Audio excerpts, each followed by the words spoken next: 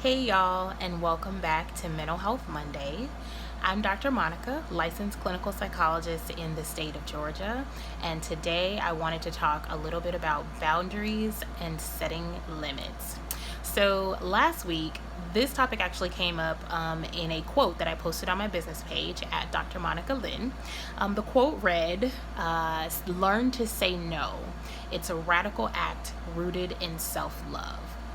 And a lot of people were very interested in learning more about how to say no. Like, I had a couple of questions come in my inbox related to, if you have struggles or if you have problems with saying no to people and it's one of those areas that you want to work on. How do you start practicing that? How do you get to a place where you can set that boundary or that limit? And my pro tip for that question in particular would be to start practicing. One of the things that often happens is that someone will come and ask you for something or ask you to do something for them or just make a request of you.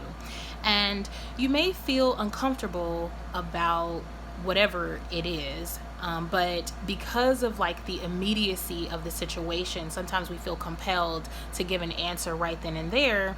And because we don't want to be disagreeable, we may just go along with something that maybe we're not comfortable with. And I think in those types of situations, those are really great ways to start practicing.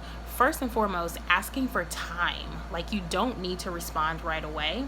And it's perfectly reasonable and acceptable for you in most cases to ask for time to think about something. So if there's something that comes up, if someone makes a request of me that, I'm not comfortable with and I don't know if I want to do it or not, I'll simply ask, like, hey, can I have some time to think about it? Can I get back to you tomorrow? Or if you need longer than that, can I get back to you by the weekend or next week? Something like that. That's a good way to kind of give you some distance and also allows you to really think about how you want to approach the situation. So, and determine if it is actually a no for you. And so then if it's a no, going back to that conversation, whatever time frame you set, whether it was a day later or a week later, getting back to them and letting them know, hey, I had some time to think about it. And, unfortunately, I'm not going to be able to do that. And if you feel comfortable, offer an alternative. And if you don't, just leave it at a no.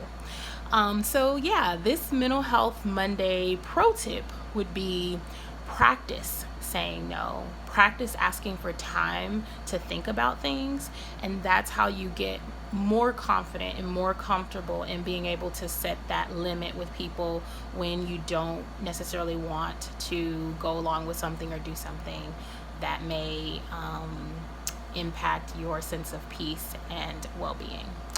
All right, this Mental Health Monday has been brought to you by myself, Dr. Monica Lynn, and the Weekend Soiree.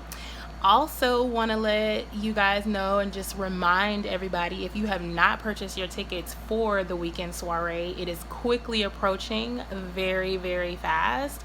I can't believe it's already the end of September already. So roll on over to at the Weekend Soiree or theweekendsoiree.com to get those passes if you have not already.